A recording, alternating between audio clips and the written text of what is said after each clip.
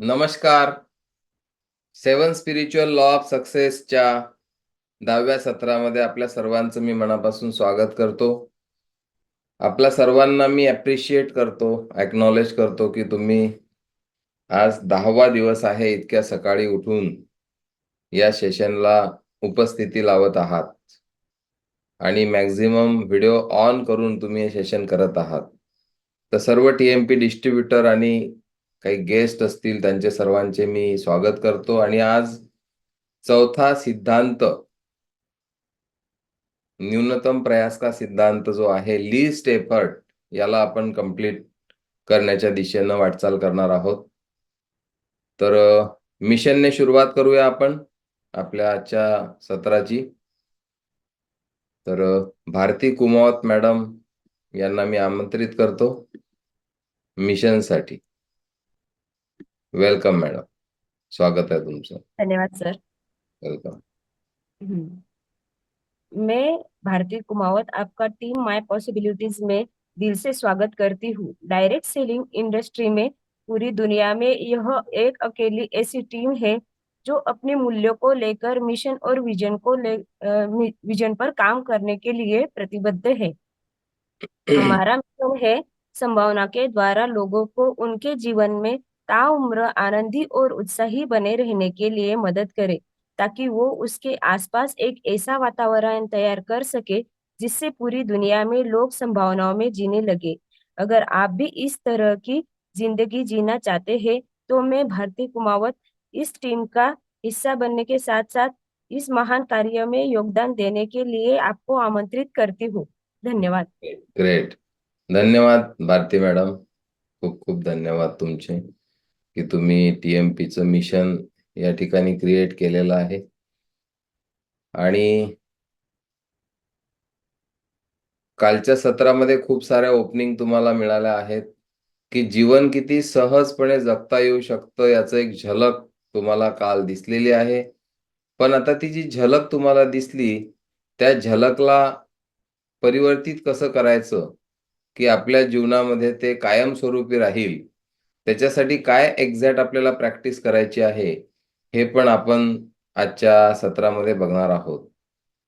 तर तुम्हाला माहित आहे की सर्वात आधी आपण आध्यात्मिक दृष्टिकोनातून सफलतेची खरी व्याख्या काय आहे? तर भौतिक संपदा हा एक घटक आहे आपल्या जीवनामध्ये आणि त्याच्या व्यतिरिक्त बऱ्याच काही गोष्टी आहेत, ज्या आपण दररोज रिपीट करतो. पहिली गोष्ट आहे चांगलं आरोग्य. सगळ्यात आधी आपल्याला एक चांगलं आरोग्य पाहिजे. जर आपल्याला असं वाटत असेल जीवनात आपल्याला यशस्वी अनुभव करायचा असेल तर. दुसरं आहे ऊर्जा आणि उत्साह. जीवनामध्ये ऊर्जा असली पाहिजे, उत्साह असला पाहिजे. तिसरं आहे आपले जे संबंध आहेत, रिलेशनशिप आहे, याची आपल्याला जबाबदारी घ्यावी लागणार आहे. आपले एकदम नियर डिअर रिलेशन जर पाहिजे तसे नसतील, तर त्याच्यासाठी जबाबदारी घ्यावी लागते. माझ्याकडे जेव्हा एखादा व्यक्ती येतो आपल्या पत्नीच्या कंप्लेंट घेऊन, किंवा एखादी पत्नी येते आपल्या पतीच्या कंप्लेंट घेऊन, किंवा एखादा मुलगा येते आपल्या आई-वडिलांची कंप्लेंट घेऊन, किंवा आई-वडील येतात आपल्या मुलाची कंप्लेंट घेऊन, त्यावेळेस माझा एकच प्रश्न असते त्यांना, की तुम्ही ज्या काही कंप्लेंट करत आहात, त्या तुमच्यासाठी आता सत्य आहेत की ही व्यक्ती अशी आहे. तुम्हाला जशी पाहिजे तशी नाहीये. मी तुमच्याशी काहीही बोलण्यापूर्वी त्या व्यक्तीशी मी त्यांना विचारतो, की ही रिलेशनशिप चांगली करण्यासाठी तुमचं काय स्टँड आहे? तुम्हाला वाटते काय की ही रिलेशनशिप चांगली झाली पाहिजे? त्याच्यासाठी तुम्ही काही जबाबदारी घ्यायला तयार आहात का? आणि जेव्हा ते व्यक्ती विलिंग असतात ती रिलेशनशिप चांगली करण्यासाठी, तेव्हाच मी पुढच्या गोष्टी बोलतो. विषय खूप मोठा आहे. कारण आपल्या रिलेशनशिपचा 85% प्रभाव असतो आपल्या जीवनावर. हे आपल्याला माहीत आहे. आणि सगळे वाद जे असतात, ते असतात आपल्या दृष्टिकोनाचे. आजच्या प्रकरणामध्ये खूप चांगल्या प्रकारे तुम्हाला हे क्लिअर होणार आहे, की आपण आपली रिलेशनशिपच नाही फक्त, तर ह्या सगळ्या गोष्टी आपण कशा सुरळीत करू शकतो. आणि मग माझं टॉक सुरू होते, कॉन्व्हर्सेशन सुरू होते त्या व्यक्तीसोबत. आणि मला जर दिसलं की ती व्यक्ती कुठलंही स्टँड घ्यायला तयार नाही त्या रिलेशनशिपसाठी, तर मी त्या व्यक्तीसोबत बोलत नाही. कारण मी काहीच करू शकत नाही मग त्या गोष्टीसाठी. करायचं असते त्या व्यक्तीला, जी व्यक्ती काही करण्यासाठी इच्छुक असते. तर तिसरा जीवनातला महत्त्वाचा पार्ट आहे आपल्या यशाचा, तो आहे हेल्दी रिलेशनशिप. चौथा आहे रचनात्मक स्वतंत्रता. आपल्याला फ्रीडम नसते बरेचदा आणि म्हणून आपण क्रिएटिव्ह नसतो जीवनामध्ये. त्यानंतर आहे भावनात्मक आणि मानसिक दृढता. EQ आपला स्ट्रॉंग असला पाहिजे. छोट्या-छोट्या कारणांनी गडबडून जाण्याची काहीही आवश्यकता नाही जीवनामध्ये. मी सांगत असतो दररोज तुम्हाला. उत्सव मनाने के लिए जीवित होना ही काफी है. आपण जिवंत आहे कमी गोष्ट नाहीये. आणि त्याच्यानंतर आहे चांगलं करण्याचा एक भाव आपल्या मनामध्ये असला पाहिजे आणि शेवटी महत्त्वाचं आहे मनाची शांती. माझ्या जीवनाला जेव्हा मी बघतो, तर माझी जी पॉसिबिलिटी आहे किंवा माझी प्रायोरिटी आहे, ती आहे पीस ऑफ माइंड. मी कितीही मोठा सौदा करायला तयार असतो माझ्या पीस ऑफ माइंडसाठी. माझं कुठं कितीही नुकसान झालं तरी चालेल, पण माझा पीस ऑफ माइंड माझ्यासाठी त्याच्यापेक्षा मोठा आहे. करोडो रुपयाची ही गोष्ट आहे माझ्यासाठी, अरबो रुपयाची गोष्ट आहे माझा पीस ऑफ माइंड. मी जर छोट्या-छोट्या गोष्टीसाठी माझी मनःशांती भंग करत असेल, तर माझी ती प्रायोरिटी नाही, पॉसिबिलिटी नाही. पण मी ती माझ्या जीवनासाठी पॉसिबिलिटी बनवलेली आहे, की being a piece of mind मला ती प्रभावित करते. मला ते आवडते. मनःशांती किंवा शांत राहणं. तर प्रत्येकाची एक वेगवेगळी पॉसिबिलिटी असते. पण ह्या सगळ्या गोष्टींचा सार म्हणजे यश. आणि त्यामध्ये अजून एक गोष्ट अधिक करावी लागते ती म्हणजे आपल्यामध्ये एक भाव पाहिजे, की मी ईश्वराचं एक तत्व आहे. आणि यश ही एक जर्नी आहे. हा एक प्रवास आहे, मुक्काम नाही. हे पण आपल्याला या ठिकाणी समजून घेणं खूप गरजेचं आहे. तर आता आपण प्रत्यक्षात आपल्या सत्राला सुरुवात करणार आहोत, की न्यूनतम प्रयासाचा सिद्धांत काय आहे? कमीत कमी काम करून खूप चांगलं यश आपल्याला कसं मिळवता येऊ शकतं? आणि त्याच्या आधी तुम्हाला माहीत आहे, की आपल्याला पहिला सिद्धांत पाहला आपण विशुद्ध क्षमतेचा सिद्धांत. प्युअर पोटेन्शियालिटी आपली प्युरिटी जी ओरिजिनल आहे, ती कशी वाढवता येईल? इनप्युरिटी ज्या आलेल्या आहेत आपल्या जीवनामध्ये, जो अहम आपला वाढलेला आहे, उंदरापासून सिंहापर्यंत जो अहम वाढला, त्याला परत उंदीर कसं बनवायचं, त्याची प्रॅक्टिस आपण करत आहोत. आणि पहिली प्रॅक्टिस आहे मौन. तुमचे 99% प्रॉब्लेम फक्त मौन राहिल्यानं सुटतात. तुम्ही अनुभव घेऊ शकता तुमच्या दैनंदिन जीवनामध्ये. दुसरं आहे ध्यान. आणि ध्यान फक्त डोळे बंद करून, पालथी मारून बसूनच केल्या जात नाही. दुसरं आपण डान्स करून पण ध्यान करतो. तिसरं आहे अनिर्णय, नॉन जजमेंटल राहायची प्रॅक्टिस तुमची चालू असेल दररोज थोडी-थोडी. त्याच्यानंतर आहे कम्युन विथ नेचर. प्युअर बनण्यासाठी ह्या 4 प्रॅक्टिस दिलेल्या आहेत आपल्याला. प्युअर बनण्यासाठी नाही. प्युअरच आहे आपण. जे काही कचरा तयार झालेला आहे, तो काढण्यासाठी ह्या 4 प्रॅक्टिसेस आहेत. आपल्याला खूप जागृत राहण्याची गरज आहे. मी वाक्य बोललो की प्युअर बनण्यासाठी. लगेच मी स्वतःला करेक्ट केलं. कारण मी काय बोलत आहे याला मी प्रेझेंट आहे. आपल्याला प्युअर बनायचं नाहीये. आपण प्युअर आहे. आपला मूळ स्वभाव तो आहे. आपण आनंदित आणि उत्साहित होतो लहान असताना. नंतर गिव्हिंग अँड रिसिव्हिंग पाहिलं आपण. त्याच्यासाठी आपण मुख्य प्रॅक्टिस पाहिली, की मी कोणालाही भेटेल दिवसभरात तर काहीतरी देईल त्या व्यक्तीला. खाली हात जाणार नाही. मग शुभकामना देईन मनातल्या मनात त्यांच्या भलाईसाठी. जे काही मला देता येईल, एक फुल देईल. विकतच घेऊन काय दिलं पाहिजे असं जरुरी नाही. कर्माचा सिद्धांत आपण पाहिला तिसरा. त्याच्यामध्ये आपण पाहिलं, की जागृत अवस्थेत कमी निर्णय घेतो आपण. आणि आपण जेव्हा कोणतेही कर्म करायचा निर्णय घेतो, त्याच्यात 2 गोष्टी असतात. परिणाम पण आपण तेव्हाच निवडलेले असतात. त्या हिशोबात कधीही मिस्टेक होत नाही युनिव्हर्सची. आणि चौथा सिद्धांत कालपासून आपण सुरू केला लिस्ट एफर्ट. आपण जर आनंदित राहिलो, आपण जर प्रेमानं काम केलं, तर आपण किती सहजरित्या जीवनामध्ये पुढे जाऊ शकतो, हे आपण बघितलं. आणि आता आपल्याला बघायचं आहे, की याचं इम्प्लिमेंटेशन कसं करायचं. आज मी तुमच्याशी जे काही बोलणार आहे, पचायला थोडं जड जाईल. कारण आपल्यावर जो संस्कार झालेला आहे, की मी बरोबर आहे आणि समोरचा चुकीचा आहे. I am right. आपल्याजवळ एक दृष्टिकोन आहे आणि त्या दृष्टिकोनानुसार आपण जीवन जगतो आणि आपण फिक्स करून ठेवलेलं आहे आपल्या दुनियेला, आपल्या अवतीभोवतीच्या लोकांना. त्याच्यातून आपल्याला कसं बाहेर येता येऊ शकते, त्याची खूप मोठी प्रॅक्टिस तुम्ही करू शकता. तर न्यूनतम प्रयास के सिद्धांत के 3 घटक है. ह्या 3 गोष्टी आज आपण बघणार आहोत, ज्या तुम्ही आचरणात आणून तुम्ही कमी काम करून खूप सारं यश, समृद्धी, संपन्नता मिळवू शकता. तर ते 3 कामं आपल्याला करायचे आहेत. त्याच्यापैकी पहिलं आहे स्वीकार करणं, एक्सेप्टन्स. आणि तुम्हाला ज्या स्वीकार करण्याची ओळख आहे, ते स्वीकार करणं हे नाहीये. फार डीपमध्ये आपण आज या ठिकाणी चर्चा करणार आहोत. स्वीकार करण्याचा एक डीपर लेव्हल आपण समजून घेणार आहोत. आणि ही प्रॅक्टिस आम्ही 2009 पासून करत आहे. डिसेंबर 2009. आणि 18 मध्ये जेव्हा मी हे पुस्तक वाचलं, 2018, तेव्हा अजून त्याची लेवल वाढली. स्वीकार करने का सीधा सा अर्थ है, आपको संकल्प करना है. संकल्प करावा लागेल तुम्हाला. आज मैं लोगों, स्थितियों, परिस्थितियों और घटनाओं को यथावत स्वीकार करूंगा.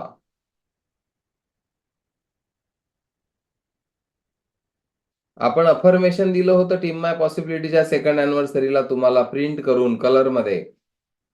ऑफिसमध्ये लावलेला आहे माझ्या समोर. तिथं लिहिलेलं आहे, I accept people, circumstances and events as they are in this moment. हे या पुस्तकातूनच घेतलेलं आहे आम्ही, अफर्मेशन. तर आपल्या जीवनात व्यक्ती, वस्तू, परिस्थिती जशा पण असतील त्याचा आपल्याला स्वीकार करायचा आहे.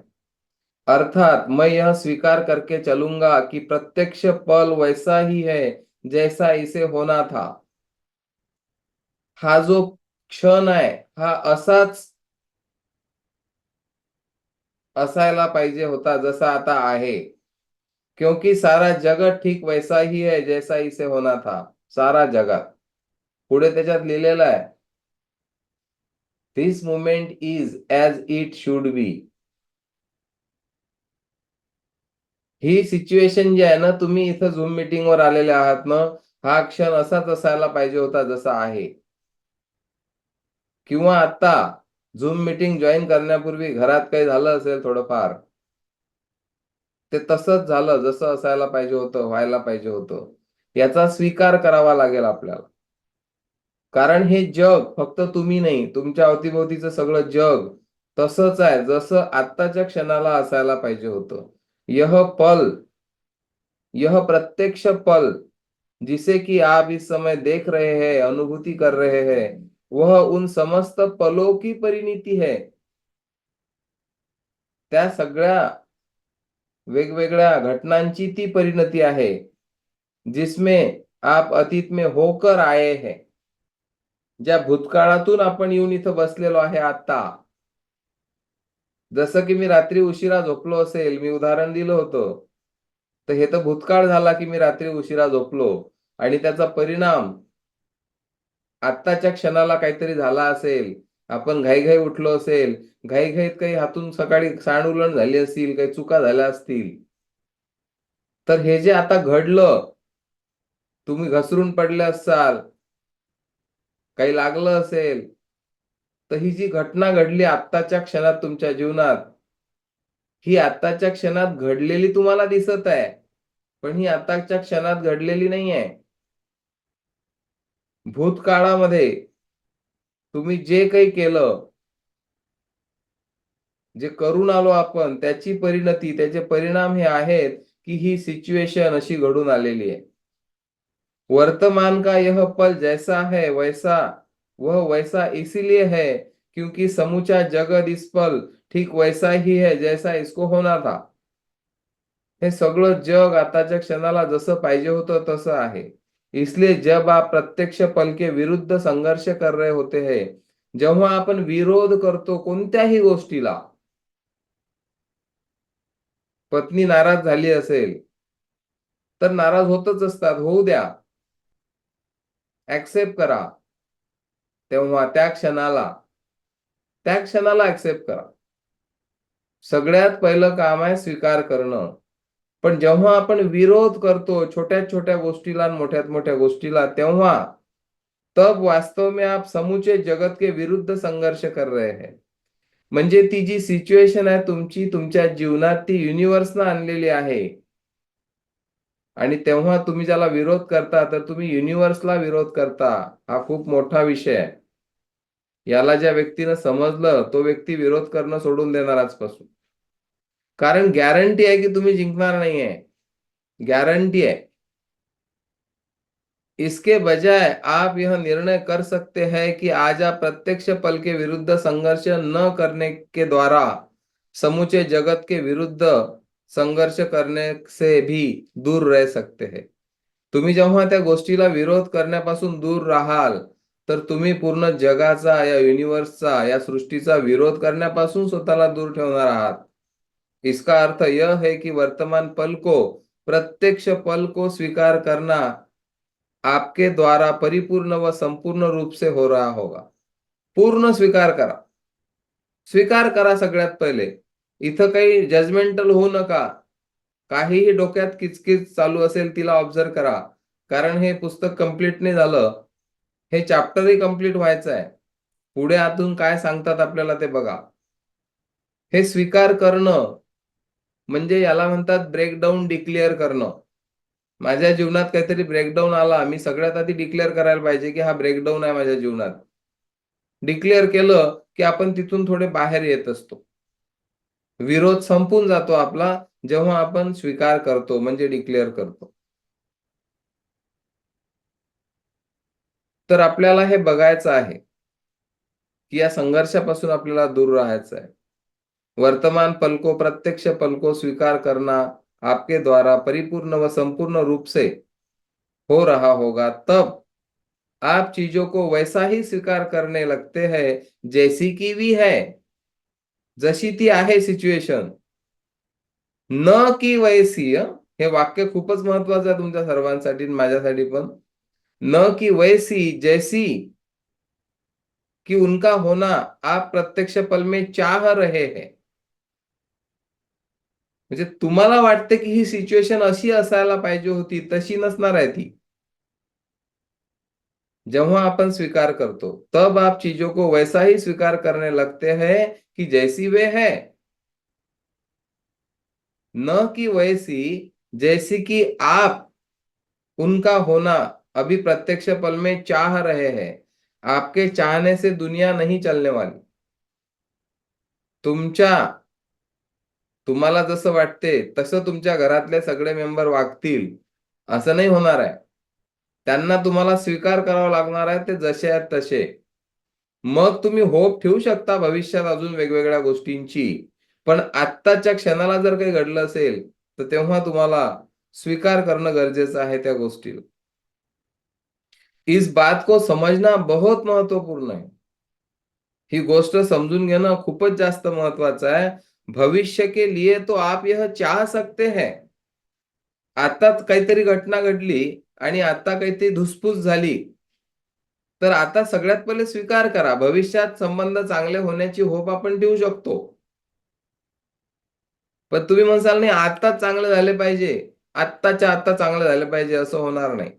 पहिली स्टेप आहे की तुम्हाला ते स्वीकार करावं लागेल आणि मग भविष्यात तुम्ही विचार करू शकता की त्याच्यावर काय करता येईल. कोणतीही समस्या असो, मी फक्त संबंधांवर बोलत असेल पण कुठलीही परिस्थिती असू शकते. छोटा मोठा आपला अपघात असू शकते, दुसऱ्यासोबत टक्कर असू शकते, एकटे आपण पडू शकतो, कोणी आपल्याला बोलू शकते काही. अशा वेगवेगळ्या घटना आपल्या जीवनात घडत असतात. आपण भविष्यात इच्छा ठेवू शकतो कि आपल्याला पाहिजे तसं होऊ शकते, चीजें किस तरह से हो यानी आपकी चाहत के अनुसार हो, लेकिन वर्तमान पल में या क्षणाला प्रत्यक्ष पल में तो वैसी है, उन्हें यथावत ही आपको स्वीकार करना होगा. तुम्हाला सगळ्यात पहिले संपूर्ण त्या घटनेला, त्या परिस्थितीला, त्या व्यक्तीला, त्या वस्तूला स्वीकार करावा लागणार आहे.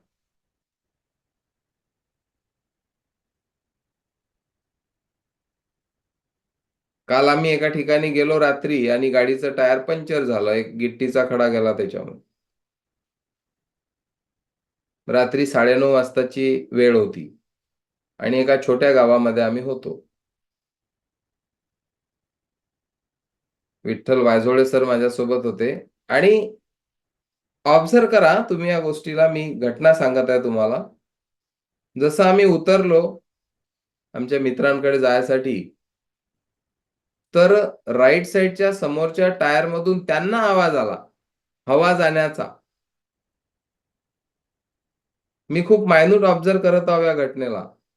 मला नाही आला.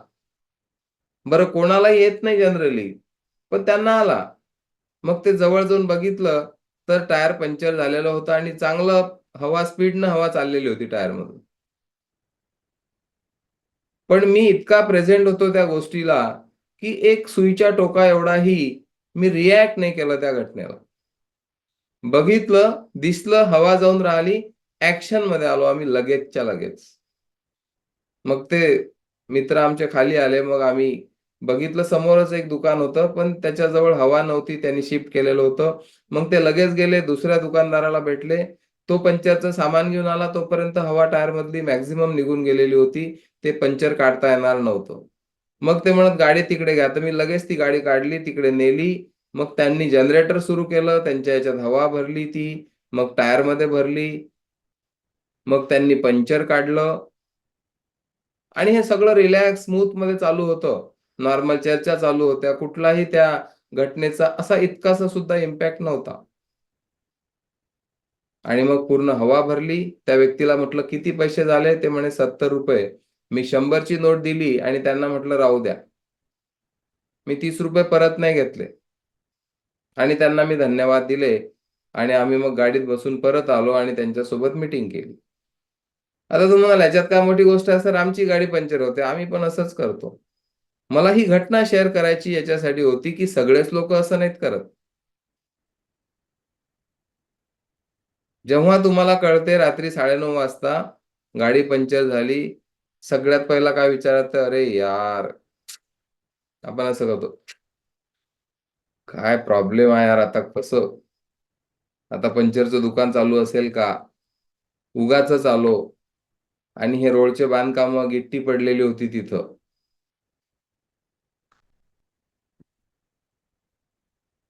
1757 लोकांना दोष देऊन आपण मोकळे होऊन जातो आणि इरिटेशन वाढते आपलं, की इतक्या रात्री आता सगळी चिंता, विचार सुरू होतात. पण आपण सहजतेनं घेऊ शकतो ह्या सगळ्या घटना. हे पंक्चर गाडीचं आहे ना, हे एक एक्झाम्पल आहे फक्त छोटंसं. असे दररोज पंक्चर होतात आपल्या जीवनात. जीवनात, रिलेशनशिपमध्ये असो, व्यवसायामध्ये असो, व्यावसायिक संबंधांमध्ये असो, त्याला ॲज इट इज आपल्याला त्या क्षणाला स्वीकारणं गरजेचं आहे, की ठीक आहे. This is it. जसं झालं तसं झालं, आता झालं हे. पहिले याचा स्वीकार करा. जब आप किसी व्यक्ति से या किसी स्थिति से खिन्न हो उठते हो, कुंठित हो जाते हो, तब आप उस व्यक्ति विशेष या उस स्थिति विशेष के प्रति प्रतिक्रिया नहीं कर रहे होते.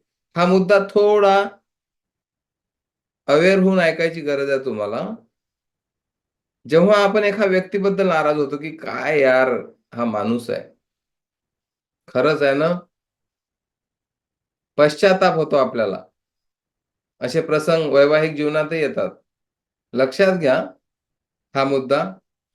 जेव्हा आपण एखाद्या व्यक्तीबद्दल खिन्न होतो आणि आपण त्या विशेष व्यक्तीबद्दल, परिस्थितीबद्दल प्रतिक्रिया देत असतो, तर ऑथर म्हणतात त्या व्यक्तीबद्दल आपण त्या प्रतिक्रिया नाही देत आहे, बल्कि उस व्यक्ति या स्थिति के बारे में अपनी भावना के प्रति प्रतिक्रिया आहे. म्हणजे आपल्या ज्या भावना आहेत त्या व्यक्तीबद्दल, त्या भावनांवर ती प्रतिक्रिया आहे. म्हणून म्हटलं थोडं जास्त सजग होण्याची गरज आहे हा मुद्दा समजताना. मला कोणीतरी काही बोललं आणि मला अनुभव होत आहे अपमान झाल्याचा. लक्षात घ्या. मला कोणी काहीतरी बोललं आणि मला अनुभव काय येत आहे? अपमान झाल्याचा. भावना अपमानाची कोणाकडे आहे? माझ्याकडे आहे, की माझा अपमान झाला आणि मग मी प्रतिक्रिया देत आहे. तर ती प्रतिक्रिया त्या व्यक्तीला नाही आहे. त्या घटनेला नाही, त्या परिस्थितीला नाही. माझ्या मनात जी भावना उत्पन्न झालेली आहे, त्या भावनेच्या प्रती मी प्रतिक्रिया करत आहे. दरअसल वे है तो आपकी ही भावना है. ॲक्चुअली ती भावना तर तुमची आहे ना. बरं तुमची जी भावना आहे ती प्रत्येकाची सेम असती का तिथं? पंक्चरचं उदाहरण तुम्ही लक्षात ठेवा. ताजं आहे कालचं रात्री 9:30चं. सगळ्याच व्यक्ती तेवढे नॉर्मल राहतात का अशा कोणत्याही घटनांमध्ये? त्याच्या भावना असतात ना, आपण हे सूक्ष्म धागा आहे तो. आपल्याला हे दिसत नाही, की अरे माझ्या ह्या भावनांना मी प्रतिक्रिया देत आहे. तर ती त्या व्यक्तीला प्रतिक्रिया नाही आहे. और आपकी भावनाएँ किसी और की गलती तो नहीं मानी जा सकती ना. म्हणजे तुमच्या भावना आहेत, ती त्याची कशी काय गलती आहे? जो कोणी आपल्याला काहीतरी बोलला, तो तर बोलला, त्याचा स्वभाव आहे. त्यानं कुठलेही कोर्सेस केले नाहीत आणि तो व्यक्ती तसाच आहे. आणि तो अवेअर पण नाही आणि तो कधी अवेअर होऊ इच्छित नाही. ओके. मग माझ्या भावनांवर मला नियंत्रण मिळवायचं आहे असं मी म्हणणार नाही कारण ते इतकं सोपं नाहीये. अवेअरनेसची गोष्ट आहे, की मी ही जी प्रतिक्रिया देत आहे, ही त्या व्यक्तीनं काहीतरी केलं म्हणून नाही आहे, तर माझ्या भावनेला ही प्रतिक्रिया आहे. तर मग त्या व्यक्तीची कुठं चूक आहे?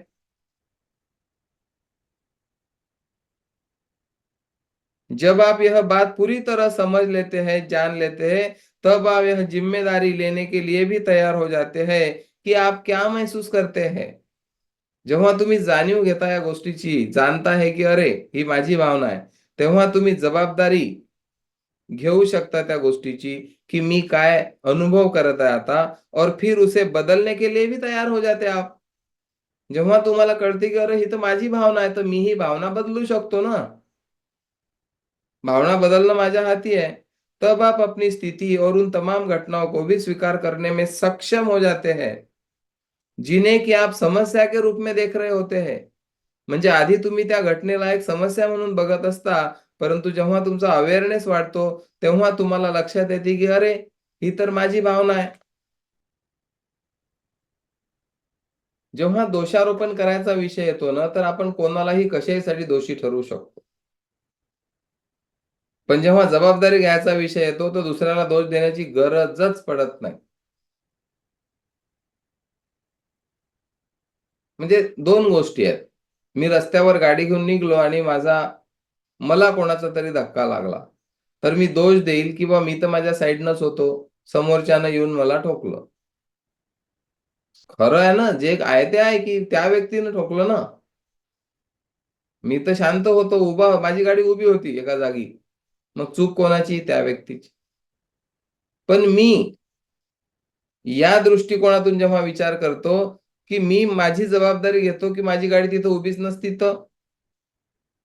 मी रस्त्यावर घरून निघालोच नसतो, तर यानं मला घरी येऊन ठोकलं असतं का? जर तुम्हाला पीस ऑफ माइंड पाहिजे असेल आणि या सिद्धांतानुसार काम करायचं असेल, तर असा विचार करावा लागेल. एक व्यक्ती सकाळी-सकाळी पांढरे शुभ्र कपडे घालून गाणं गुणगुणत, एक भावगीत गुणगुणत चाललेला असते सकाळी मस्त.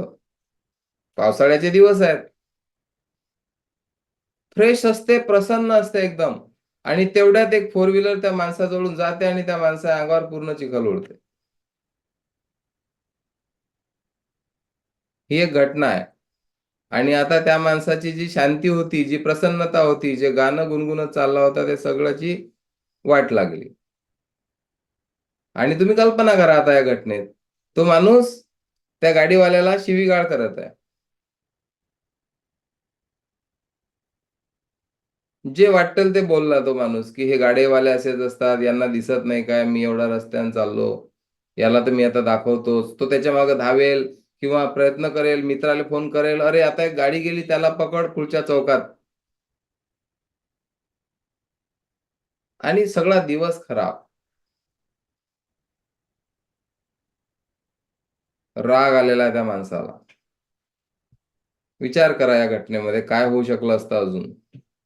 कदाचित असं होऊ शकते की तो व्यक्ती तर दुश्मन नाहीच ना, ओळखीचा पण नाही. त्या व्यक्तीनं काय जाणून बुजून त्या व्यक्तीच्या अंगावर चिखल उडवला का? असं पावसाळ्यात खूपदा होते. मी इतका जागृत असतो गाडी चालवताना पावसाळ्यामध्ये विशेष करून, की कोणी पैदलचा माणूस असेल तर मी खूप गिअर लो करून कमी स्पीडनं गाडी घेतो, की त्या व्यक्तीच्या अंगावर पाणी नाही उडलं पाहिजे ते खराब. पण सगळेच लोकं थोडी एवढे जागृत आहेत. लोकं होशमध्ये कुठे आहेत? पण या ठिकाणी प्रश्न असा आहे, की मी जर रिअलमध्ये शांती आहे माझ्याकडे, तर मी कुठलीही प्रतिक्रिया नाही देणार. ती एक घटना घडलेली आहे, त्याला मी स्वीकार करणार. आणि मग मी ॲक्शन घेणार, की आता मला काय करता येऊ शकते पुढे. माझा दिवस खराब करण्याचं मला काही कारण आहे का? एक बारूदचा ढीग आहे आणि कोणीतरी तिथून जात असते, सिगारेट पेते आणि एक माचीसची काडी तिकडे फेकून देते आणि तिथं स्फोट होतो. तर ती बारूद म्हणते, "मी तर शांत बसलेली होती" म्हणते. तो ढीग म्हणतो, "या माचीसच्या काडीमुळे स्फोट झाला." माचीसच्या काडीला दोष देतो. आता तीच माचीसची काडी जर ओल्या गवतावर पडली असती तर स्फोट झाला असता? ऑब्झर्व्ह करा तुम्ही तुमचं लाईफ. नसता झाला.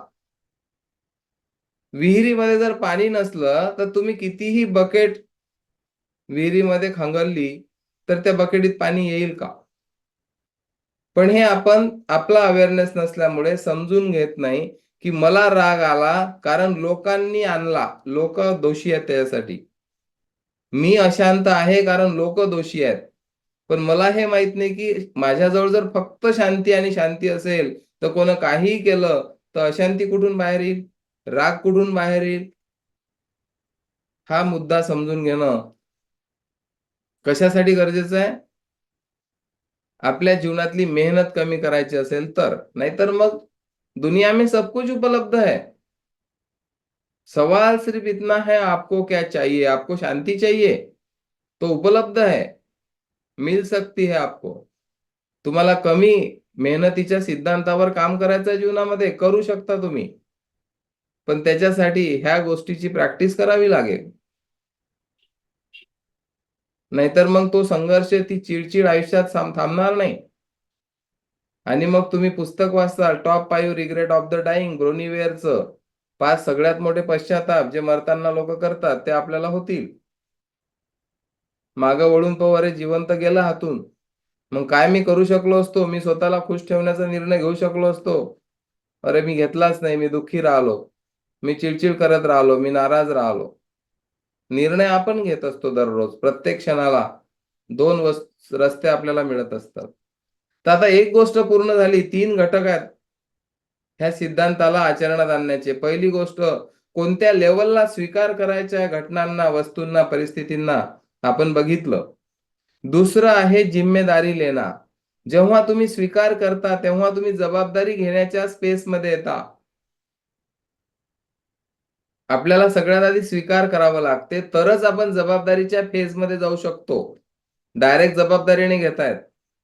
जिम्मेदारी लेने का अर्थ है कि अपनी किसी भी स्थिति का और स्वयं का भी दोष किसी दूसरे के मत्थे पे न मढना.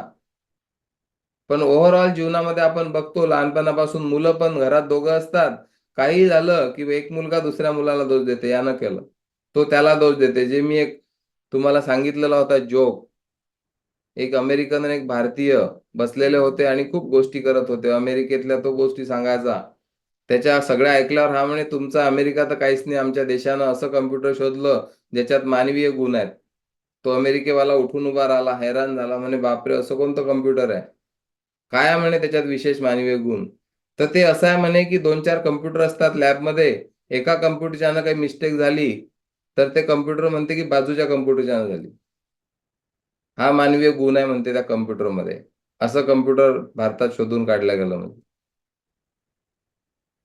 जोपर्यंत आपण स्वीकार करत नाही तोपर्यंत आपण जबाबदारी घेण्यासाठी तयार होत नाही. दुसऱ्यांना दोष देत राहतो. पाचचे पाचही बोट दुसऱ्याकडे असतात आपले. वर्तमान हालात को, घटना को, वर्तमान हालात को, वर्तमान घटना को, वर्तमान समस्या को और जिम्मेदारी को स्वीकार करने का अर्थ है जो भी स्थिति है उसे यथावत यथावत स्वीकार करने की, रचनात्मक अनुक्रिया करने की क्षमता आप में होना. आपल्यामध्ये ती ॲबिलिटी आणायची आहे जी सध्या नसेल. मग आपण मास्टर बनू, मग लोक म्हणतील यार ह्याला काही फरकच पडत नाही. आम्ही एकदा अकोल्याहून कुठून येत होतो. इकडे एक टोल नाका होता शेगाव बाळापूर रोडवर, आणि मागून एका गाडीनं मला धक्का लावला. शीतल मॅडम करत, अरे बोला ना त्याला काही. मी म्हटलं त्याला बोलून काय होणार आहे, धक्का तर लागला. आता ते वापस तर होणार नाही तो धक्का लागलेला. मी काही उतरलो नाही, बोललो नाही. धक्का लागला तर लागला. एकदा अकोल्याला एक ते गॅस सिलेंडर असते ना, गॅस वेल्डिंगचं, एक ऑटोवाला माझ्या गाडीकडून गेला आणि त्यानं पूर्ण गाडीवर असा तो घासला तो. मी काहीच नाही बोललो, त्याच्यावर प्रतिक्रियाच नाही. एकदा बैतूलला छोटा पूल होता, इटिऑस गाडी होती माझ्याकडे. एका ऑटोवाल्यानं जवळून गाडी गेली आणि माझा मागचा बंपर पूर्ण तुटून पडला. माझ्यासोबत एक डिस्ट्रीब्युटर बोला, रुको रुको बोले सर. मतलब कुछ रुको मत, अपना देखो क्या है, तो अपने को मीटिंग करने को जाना है. अच्छा होगा कि अपन काटते काटते पुल के नीचे नहीं गिर गए. बंपर ही तुटा ना खाली, कॅमेरा पण तुटला, रिव्हर्स कॅमेराही तुटला. तर अशा प्रत्येक परिस्थितीमध्ये तुम्ही पीसफुल राहू शकता. त्याच्यासाठी तुम्हाला सगळ्यात पहिले ती घटना स्वीकारावी लागते. जशी आहे तशी ती घडली ना. आणि मग तुम्ही जबाबदारी घेऊ शकता की मी जर त्या ब्रिजवर त्या कॉर्नरवर थांबलो असतो, ऑटो जाऊ दिला असता तर, किंवा अजून थोडीशी गाडी इकडे काढली असती तर. ही आहे जबाबदारी घेणं त्या गोष्टीची. ही क्षमता आपल्याला तयार करायची आहे आपल्यामध्ये. आणि एक महत्वाची गोष्ट आता ऐका, हर समस्या में संभावना का बीज निहित रहता है. प्रत्येक समस्येमध्ये संभावनेचं बीज असते, पण आपण ते बघत नाही कारण आपण कंप्लेंट झोन मध्ये असतो. मग आपण किती मोठं नुकसान करतो आपलं. एखाद्या व्यक्तीसोबत छोटा ऍक्सिडेंट झाला, आपण जर ते प्रेमानं घेतलं तर तिथं आपली एक मशीन जाऊ शकते आणि तो माणूस शिक्षे होऊ शकते. पण आपण वाद केला तर तो तर काही होणार नाही. ती घटना तशी होईल, आपल्या पुढची मीटिंग खराब होती. आणि म्हणून सगळ्यात पहिले ऍक्सेप्ट करायचं आहे, नंतर त्याची जबाबदारी घ्यायची आहे. आणि हा मंत्र लक्षात ठेवा की जे काही समस्या आज माझ्या तुमच्या जीवनात असेल, त्या प्रत्येक समस्येमध्ये संभावनेचं बीज आहे. इस बात की सजगता आपको इस पल को स्वीकार करने और इसे एक बेहतर स्थिति में परिवर्तित करने की क्षमता प्रदान करती है. तुम्हाला ती क्षमता तेव्हा येईल जेव्हा तुम्ही त्याचं प्रेमानं स्वीकार करसाल, ग्रॅटिट्यूड के साथ. कारण तुमच्यासोबत जी घटना घडलेली आहे ती युनिव्हर्स मध्ये घडलेली आहे आणि तुम्ही भूतकाळातून जे काही करून आले त्याचा तो परिणाम आहे. आणि म्हणून त्याचा स्वीकार केला तर आपल्याला त्या समस्यांमध्ये संभावना दिसतील. जबाबदारी घ्यावी लागेल त्यासाठी. पहिली स्टेप आहे स्वीकार करावा लागेल, कंप्लीट ऍक्सेप्टन्स. आणि मग रिस्पॉन्सिबिलिटी सेकंड नंबरची गोष्ट आहे. इसे बेहतर स्थिति में परिणित करने की क्षमता, परिवर्तित करने की क्षमता आपल्या अंदर येऊ शकते. जब आप ऐसा करेंगे तो तथाकथित विक्षोभ, तथाकथित म्हटलेला विक्षोभ, अशांति, परेशानी पैदा करने वाली स्थिति एक नया सुखद अनुभव पैदा करने वाला अवसर बन जाएगी.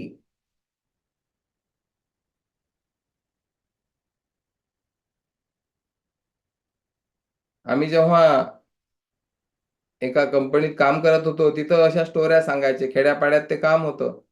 तर म्हणे माझी टू व्हीलर एका ठिकाणी पंक्चर झाली आणि मग मी पंक्चर काढायला थांबलो तर तिथं मला एक माणूस भेटला आणि मग त्याची माझी चर्चा झाली.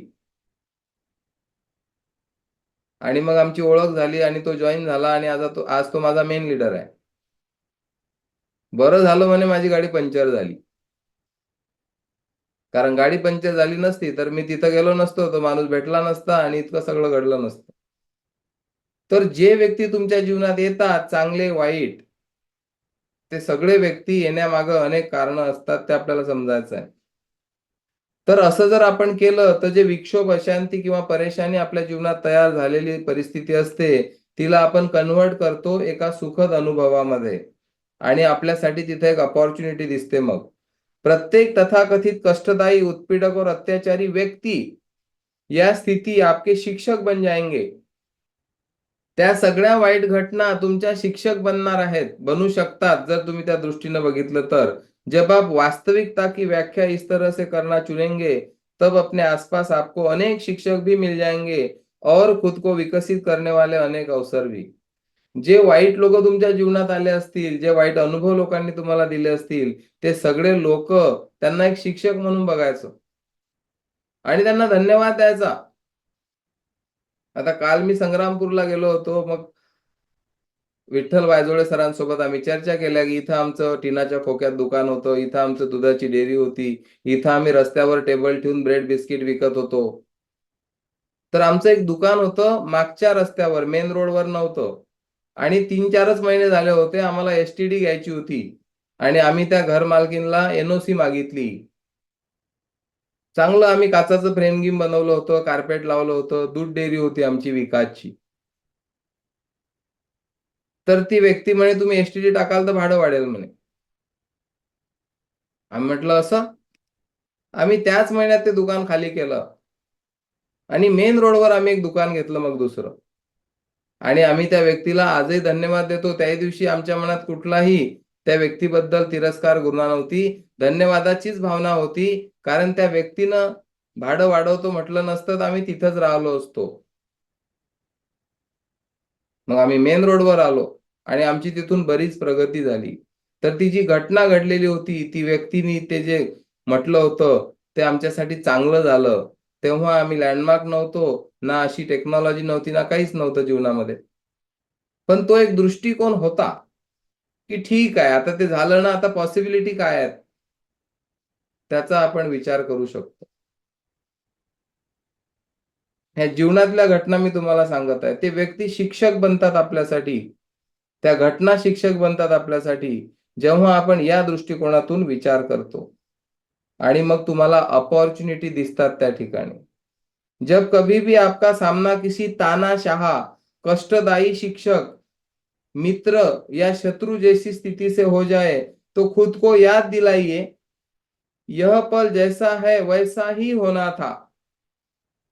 विरोध नहीं, इस पल जिस तरह के भी संबंध आपकी तरफ खींचे आ रहे हैं, निश्चित रूप से वैसे ही है जैसे कि आपको जीवन में इस पल उसको होने की आवश्यकता थी.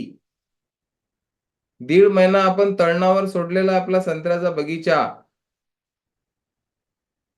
तर त्या संत्र्याला पाणी नाही भेटून राहिलं, तळपून राहिला तो संत्रा. पण आवश्यक आहे बहार येण्यासाठी पानगळ होण्याची. आपल्या जीवनात पानगळ होण्याच्या सिच्युएशन येत असतात. स्ट्रेस आवश्यक असतो. जो झाडांना आपण देतो 1.5 महिना, तो आपल्या जीवनात पण आपल्याला मिळत असतो. पण तिथं विरोध करण्याची गरज नसते आपल्याला. हर घटना के पीछे कोई अर्थ छिपा होता है.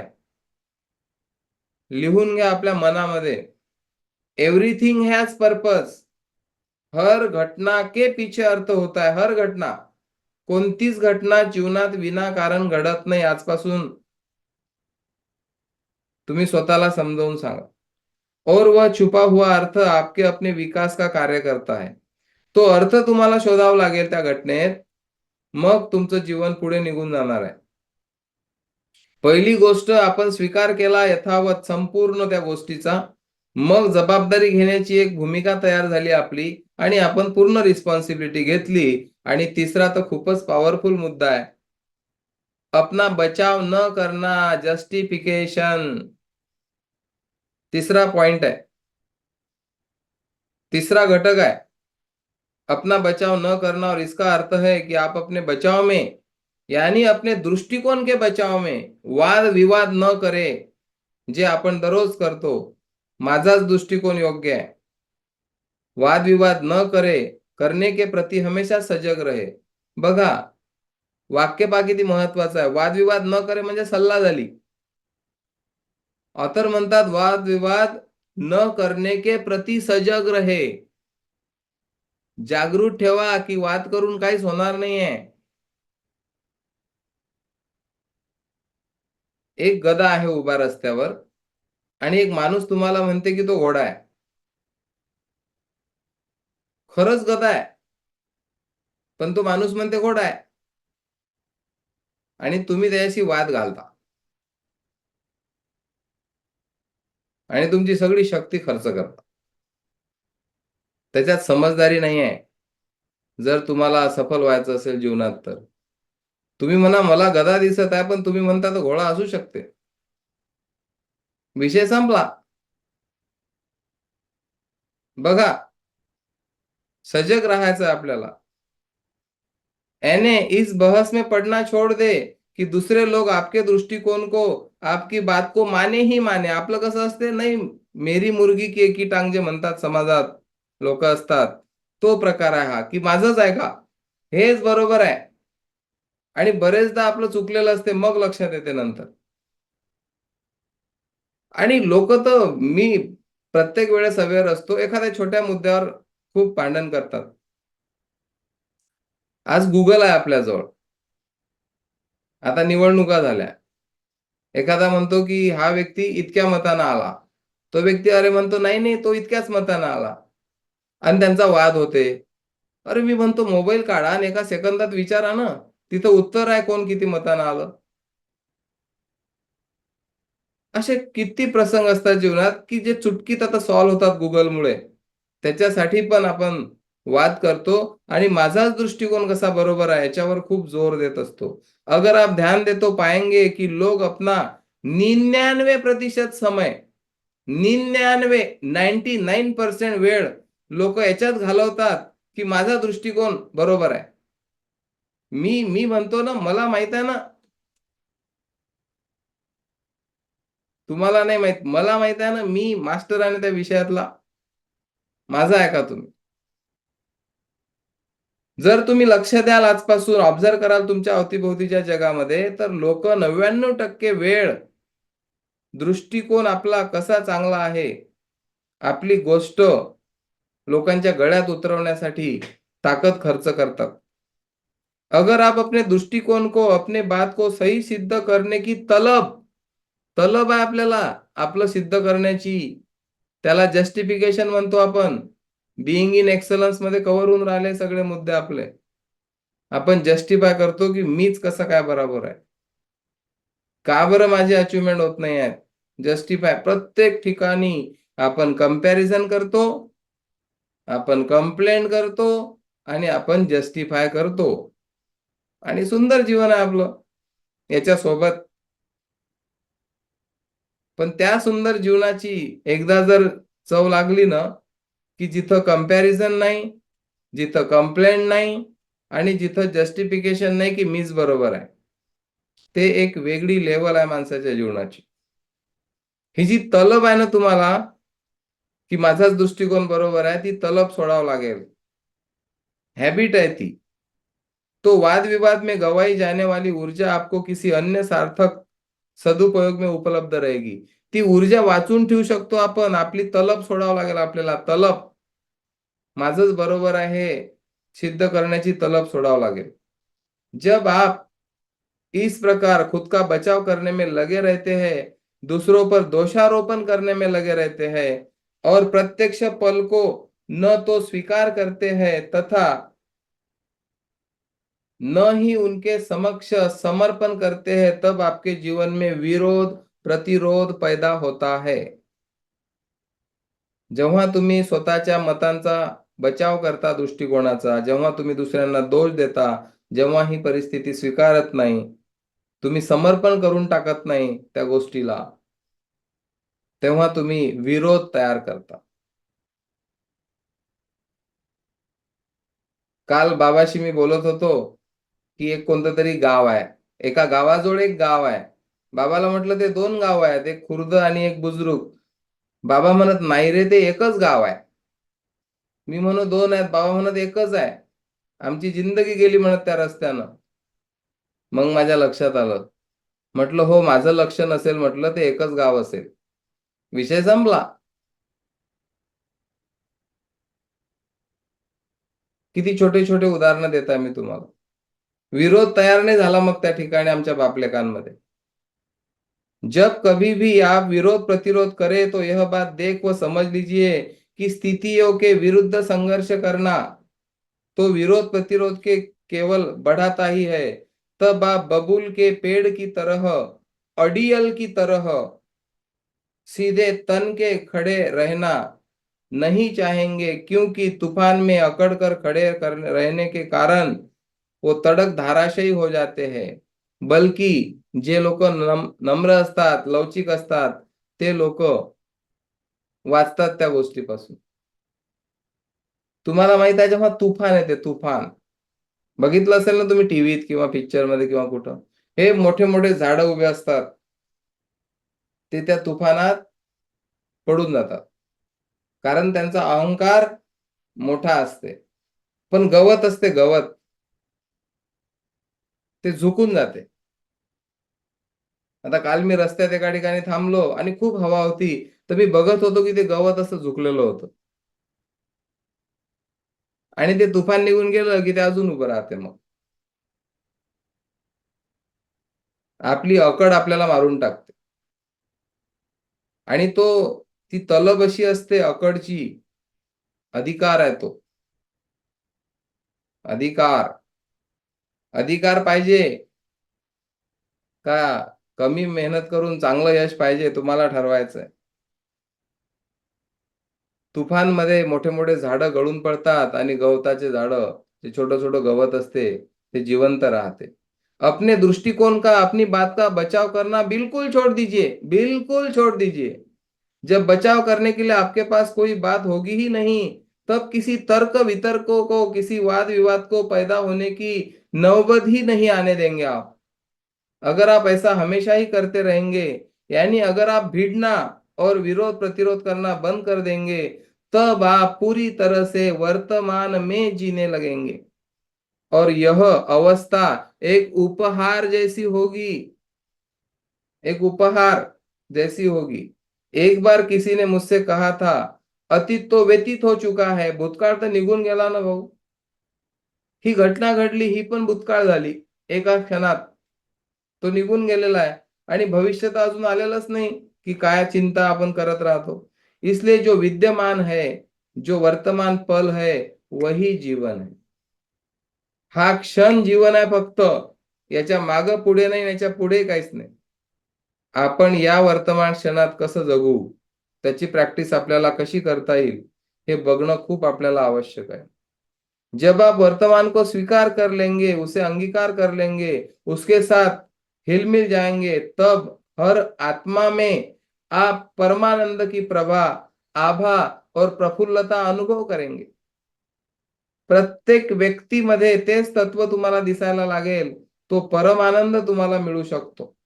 और जब आप हर प्राणी में मौजूद उस उल्लास आनंद को अनुभव करने लगेंगे, जब आप उसके साथ अभिन्न हो जाएंगे कि हाँ मी काही वेगळं नहीं है, तब आनंद आपके भीतर ही प्रस्फुटित होने लगेगा और फिर अपनी बात का बचाव करने का या अपमानित महसूस करने का या रुष्ट होने का, ठेस लगने के बोझ से आप मुक्त हो जाएंगे. केवल आप सदा सर्वदा प्रसन्न चित्त, प्रफुल्लित, आनंदमय, एक मुक्त भाव वाले व्यक्ती बनेंगे. ऐकायला खूप मस्त वाटतं. हे शब्द किती मस्त वाटतात. सदा सर्वदा प्रसन्न चित्त, प्रफुल्ल, आनंदमय, मुक्त भाव वाले व्यक्ति बनेंगे. स्वर्ग तो सभी जाना चाहते, लेकिन मरना कोई नहीं चाहता. अधिकार नाही, अधिकारासोबत शांती द्या मला. माझ्या बायकोनं माझ्या म्हटल्यानं ऐकलं पाहिजे. माझ्या मुलांनी माझं ऐकलं पाहिजे. माझ्या डाऊनलाईननं, माझ्या सिनियरनं माझं ऐकलं पाहिजे. आणि मला मनशांती पाहिजे. मी प्रसन्न राहिलो पाहिजे. एक मॅन में दो तलवारें नहीं रह सकती.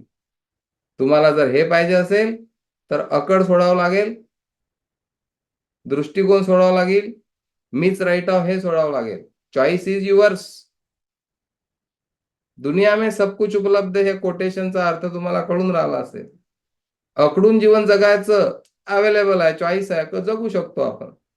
अकड सोडायची चॉईस आहे. तुमच्यासाठी काय महत्वाचं आहे? तुम्हाला जर हे प्रसन्न चित्त राहणं आवडत असेल, प्रफुल्ल राहणं, आनंदमय राहणं, बीपी वाढला नाही पाहिजे, नेहमी रक्तप्रवाह सुरळीत चालला पाहिजे शरीरात असं वाटत असेल, तर चॉईस तुम्हाला आहे. इस आनंदमयी और सीधी सरल मुक्तता में आप निसंदेह अपने दिल में महसूस करेंगे कि जब भी आप और जो कुछ भी चाहते हैं वह आपको मिल जाता है, क्योंकि तब आपका चाहना प्रसन्नता के स्तर से आ रहा है. हे वाक्य अधोरेखित करा.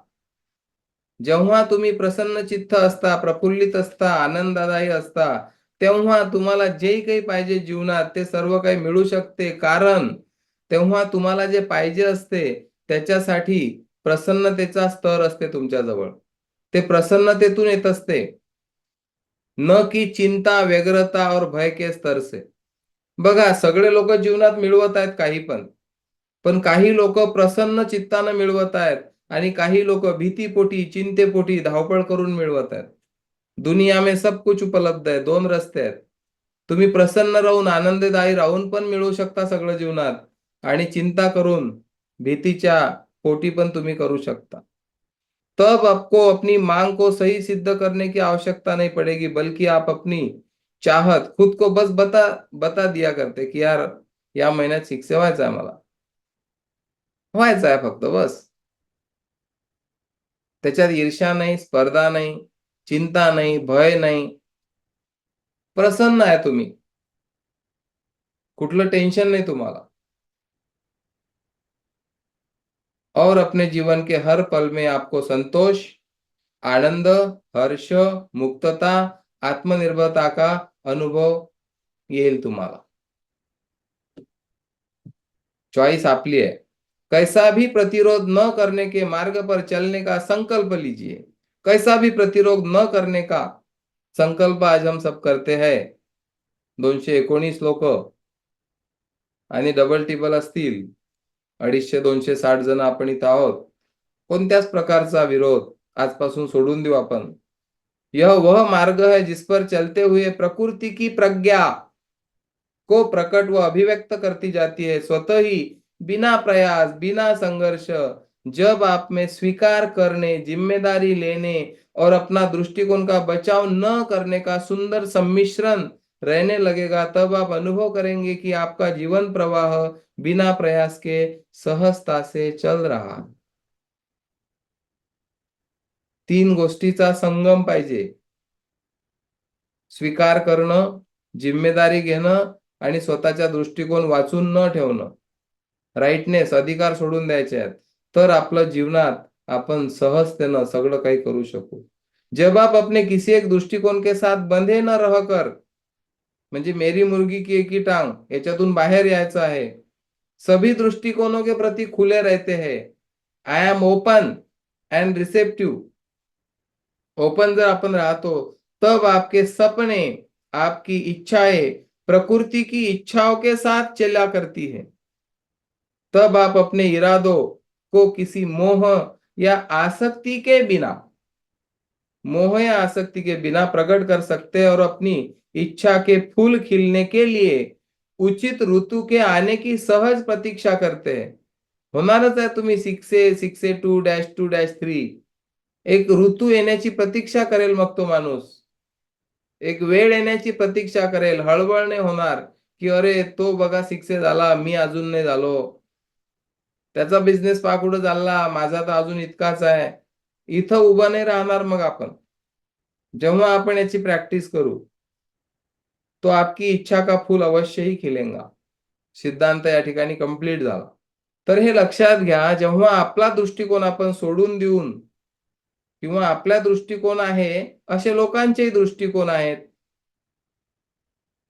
त्याचा रिस्पेक्ट करावा लागेल की हा त्याचा दृष्टिकोन आहे, हा माझा दृष्टिकोन आहे, बस विषय संपतो मग तिथं. तर तुम्ही खूप शांतपणे सगळं काही मिळवू शकता जीवनामध्ये. न्यूनतम प्रयास के सिद्धांत पर आचरण करना. 3 संकल्प काय करायचे आहेत 2 मिनिटात घेतो मी. मैं स्वीकार करने का अभ्यास करूंगा. आज मैं लोगों को, स्थितियों को, परिस्थितियों, घटना को यथावत स्वीकार करूंगा. मैं याद रखूंगा कि प्रत्यक्ष पल ठीक वैसा ही है जैसा इसे होना था, क्योंकि संपूर्ण जगत वैसा ही है जैसा इसे होना था. प्रत्यक्ष पल के विरुद्ध संघर्ष करके मैं संपूर्ण जगत के विरुद्ध संघर्ष करने की गलती नहीं करूंगा. मी जेव्हा पत्नीचा विरोध करतो, मी फक्त पत्नीचा विरोध नाही करत, मी या युनिव्हर्सचा विरोध करतो. जेव्हा मी माझ्या पतीचा विरोध करतो, तर मी पतीचा विरोध नाही करत, या युनिव्हर्सचा विरोध करतो. कारण या क्षणाला मला जसा नवरा पाहिजे होता, जशी पत्नी पाहिजे होती, तशीच भेटलेली आहे. पहिले स्वीकार करावा लागेल आणि मग उम्मीद करू शकतो, की अजून काही चांगलं होऊ शकते. स्वीकार केल्याशिवाय काही होणार नाहीये. दूसरा, चीजें जैसी है उन्हें मैं वैसे ही स्वीकार करते हुए मैं अपनी स्थितियों और उन घटनाओं की जिम्मेदारी लूंगा. की माझी चॉईस आहे ना, मला काही कोणी जबरदस्तीने लग्न लावून नाही दिलं. मी हो म्हटलं त्या दिवशी. त्याची जबाबदारी आपण घेणार आहे. जिन्हें मैं समस्या के रूप में देखता हूं, मैं जानता हूं कि जिम्मेदारी लेने का अर्थ होता है अपनी स्थिति का दोष किसी और के मत्थे पे न मढ़ना. न किसी व्यक्ती पर, न किसी चीज पर और न ही खुद पर. स्वतःला गिल्ट नाही मानायचं. मैं यह भी जानता हूं कि हर समस्या वेश बदलकर आया हुआ अवसर होती है. समस्या ऍक्च्युअली समस्येचे कपडे घालून आलेला अवसर असते. प्रॉब्लेम तुमच्या जीवनातले जे तुम्हाला प्रॉब्लेम दिसत आहेत, तुमच्याजवळ तो दृष्टिकोन नाही की त्या प्रॉब्लेम मध्ये काय संधी आहे. अवसर के प्रति मेरी यह सजगता उस समस्या को मुझे एक बड़े लाभ में रूप में परिणत करेगी. काल आमचा हा विषय झाला. विठ्ठल वायझोळे सरांनी आता घर बदललं आणि नवीन 2 बीएचके फ्लॅट घेऊन तिथे त्यांनी ऑफिस सुरू केलं. तर त्यांना ते घर बदलावं लागलं. ते जे जुने ओनर होते त्यांचे कोणी नातेवाईक राहायला आले. त्यांना म्हटलं, "तुम्ही हे घर बदलणार होते का तिकडचं?" ते म्हणत, "नाही." म्हटलं, "त्यांनी खाली करायला लावलं नसतं, तर तुमचा रोडवर एक 2 बीएचके फ्लॅट आणि ऑफिस झालं असतं का?" ते म्हणत, "नाही." तर मग त्यांच्या ओनरनी घर खाली करायला लावणं, ही समस्या होती त्यांच्यासाठी त्या दिवशी. काय यार आता हे मधातच आलं, आता नवीन घर शोधा. समस्या होती ती. पण त्या समस्येमध्ये काय होतं? संधी. ती संधी त्यांनी बघितली आणि आता ते संधी त्यांच्यासाठी सोनं झाली. तर अशी आपल्या जीवनातली प्रत्येक समस्या मध्ये एक संधी असते. ती बघण्याचा दृष्टिकोन मला माझ्यामध्ये आणायचा आहे. तीसरं, आज मेरी सहजता यह रहेगी कि अपने दृष्टिकोन का बचाव करने के लिए मैं किसी से भीड़ न जाऊं. कोणासोबत भिडायचं नाही माझं सत्य सांगण्यासाठी. अपने दृष्टिकोन का बचाव करने की तलब मैं किनारे किए रहूंगा. ते तलब सोडायची आहे आपल्याला. खूप एडिक्ट झालेलो आहे. मोठं ॲडिक्शन आहे ते सगळ्यात मोठं.